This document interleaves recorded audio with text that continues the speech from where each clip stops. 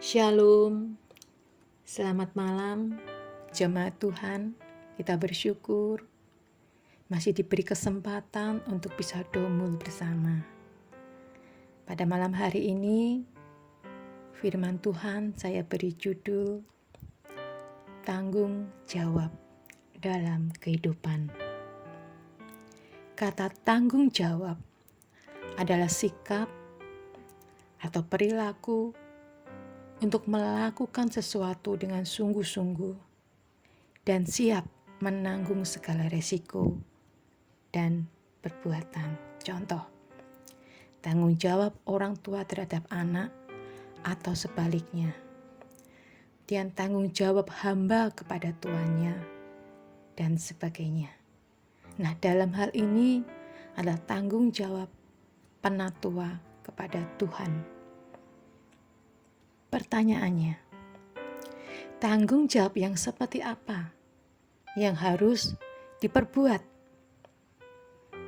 Mari kita baca firman Tuhan di dalam Titus 2 ayat 1 sampai dengan ayat yang ke-10.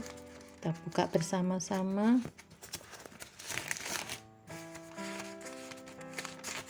Saya akan membacakan untuk Bapak Ibu Saudara.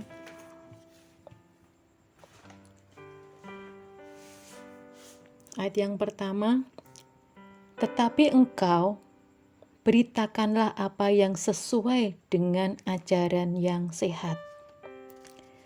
Laki-laki yang tua hendaklah hidup sederhana, terhormat, bijaksana, sehat dalam iman, dalam kasih, dan dalam ketekunan.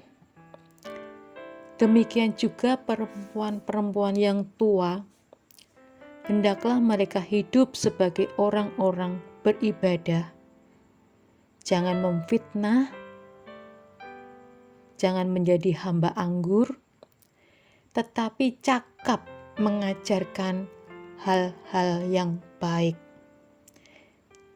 Dan dengan demikian, mendidik perempuan-perempuan muda mengasihi suami dan anak-anaknya. Hidup bijaksana dan suci, rajin mengatur rumah tangganya, baik hati dan taat kepada suaminya, agar firman Allah jangan dihujat orang. Demikian juga orang-orang muda, nasihatilah mereka supaya mereka menguasai diri dalam segala hal, dan jadikanlah dirimu sendiri suatu teladan dalam berbuat baik. Hendaklah engkau jujur dan bersungguh-sungguh dalam pengajaranmu, sehat dan tidak bercela dalam pemberitaanmu, sehingga lawan menjadi malu, karena tidak ada hal-hal buruk yang dapat mereka sebarkan tentang kita. Hamba-hamba, hendaklah taat kepada tuannya dalam segala hal, dan berkenan kepada mereka, jangan membantah, jangan curang,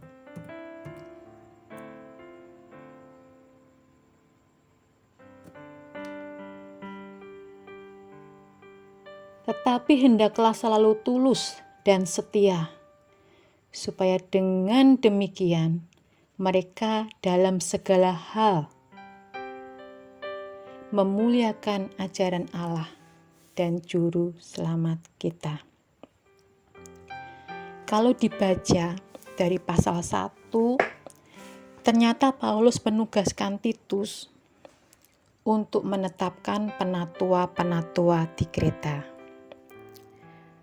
Menetapkan atau memilih penatua bukan pekerjaan mudah, karena mereka melayani jemaat.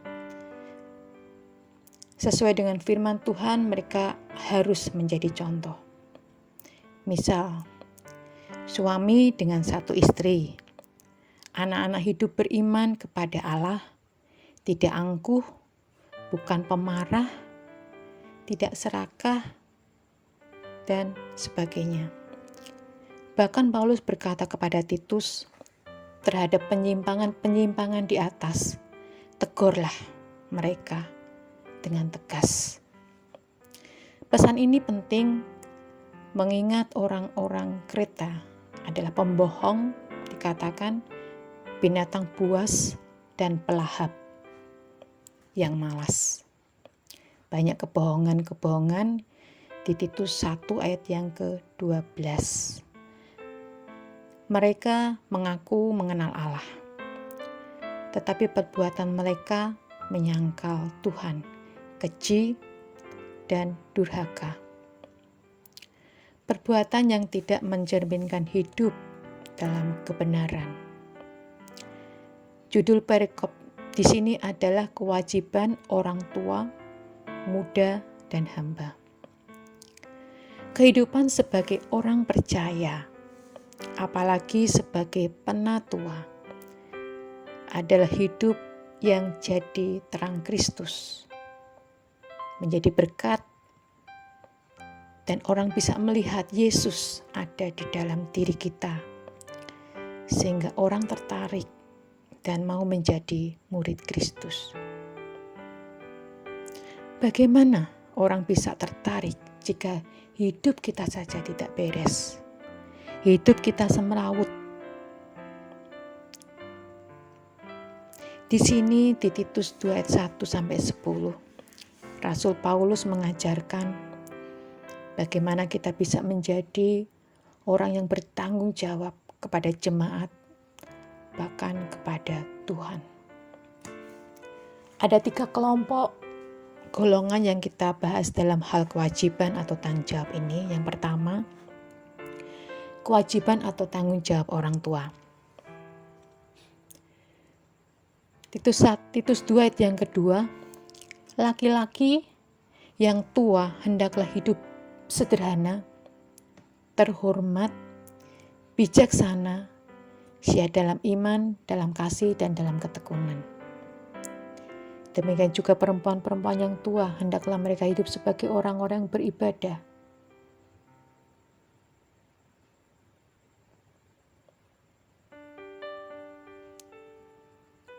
Jangan memfitnah, jangan menjadi hamba anggur, tetapi cakap mengajarkan hal yang baik. Hal yang baik harus terus diajarkan. Bagaimana kita mengajari kalau dirinya sendiri tidak? Dalam Titus 2 yang keempat dikatakan dengan demikian mendidik perempuan-perempuan muda mengasihi suami dan anak-anaknya. Ayat yang kelima, hidup bijaksana dan suci, rajin mengatur rumah tangganya, baik hati dan taat kepada suaminya. Tujuannya agar firman Allah jangan dihujat orang. Dari ayat yang kita baca tadi, ada teguran untuk orang tua. Orang tua harus hidup sederhana, tidak mewah, tidak foya-foya, bukan pemabuk, bukan pemarah, melainkan terhormat, bijaksana, punya 1 istri, tekun dalam kasih. Kalau istri yang taat, tunduk kepada suami, taat beribadah, menjadi contoh buat perempuan-perempuan muda, buat keluarga muda, dan sebagainya. Supaya firman Tuhan jangan dihujat orang, atau bahkan menjadi sindiran negatif orang lain. Tidak menjadi terang bagi sesama. Di Matius 5 ayat yang ke-16, demikian hendaknya terangmu bercahaya di depan orang, supaya mereka melihat perbuatanmu yang baik dan memuliakan Bapakmu yang di surga. Dan yang kedua, tanggung jawab orang muda. Tadi yang pertama tanggung jawab orang tua, yang kedua tanggung jawab orang muda. di ayat yang ke-6, demikian juga orang-orang muda, nasihatilah mereka supaya mereka menguasai diri dalam segala hal. Ayat yang ke-7, dan jadikanlah dirimu sendiri suatu teladan dalam berbuat baik. Hendaklah engkau jujur dan bersungguh-sungguh dalam pengajaranmu. Ayat yang ke-8, sehat dan tidak bercela dalam pemberitaanmu, sehingga lawan menjadi malu karena tidak ada hal-hal buruk yang dapat mereka sebarkan tentang kita. Teguran atau tanggung jawab orang muda di sini ada penguasaan diri, tidak emosian, tidak emosinan, sedikit-sedikit meledak, marah. Orang muda apalagi yang baru lulus ya, terlalu idealis, tetapi kurang yang namanya pengalaman hidup. Jujur, masa sekarang sulit untuk mencari orang jujur.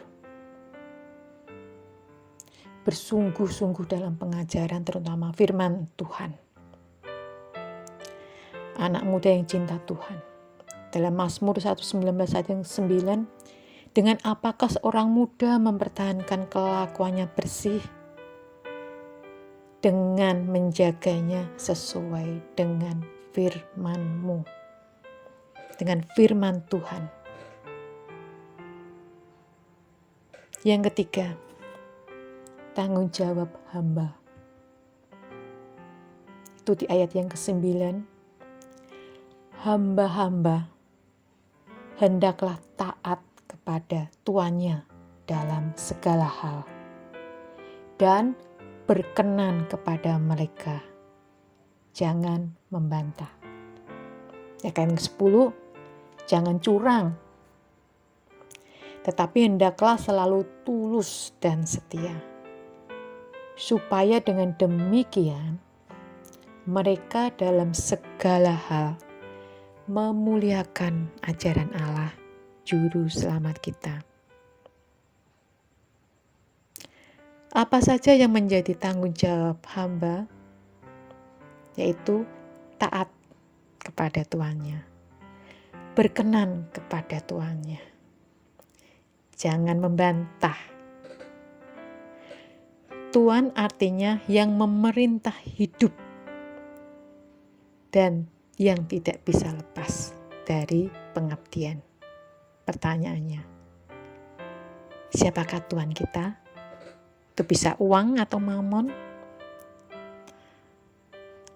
Atau Tuhan? Dalam Lukas 16 ayat yang ke-13, seorang hamba tidak dapat mengabdi kepada dua tuan. Karena jika demikian, ia akan membenci yang seorang dan mengasihi yang lain. Atau ia akan setia kepada yang seorang dan tidak mengindahkan yang lain. Kamu tidak dapat mengabdi kepada Allah dan kepada Mamon. Harus pilih salah satu. Sebagai anak Tuhan, apalagi ini tentang penatua, harus menomorsatukan Tuhan dalam segala hal. Ingat, prinsip nomor 1 GBT Firman Kudus. Jangan curang, tetapi tulus dan setia dalam pelayanan kejemaat. Kita ingat akan Yosua yang menggantikan Musa memimpin bangsa Israel masuk ke tanah Kanaan. Para penatua atau penilik jemaat adalah orang yang ditugaskan membawa jemaat ke tanah perjanjian, yaitu surga. Yosua 24 ayat yang ke-14. Oleh sebab itu, takutlah akan Tuhan dan beribadahlah kepadanya dengan tulus ikhlas dan setia. Jauhkanlah Allah yang kepadanya nenek moyangmu telah beribadah di seberang sungai Efrat dan di Mesir, dan beribadahlah kepada Tuhan. Cuma ini adalah nasihat untuk saya, untuk Bapak, Ibu, dan saudara-saudara semuanya. Termasuk anak-anak muda. Kita harus mengintrospeksi diri kita masing-masing. Dan kita berdoa supaya Roh Kudus memberi kemampuan dan kecakapan pada kita semuanya untuk boleh hidup bertanggung jawab. Puji nama Tuhan.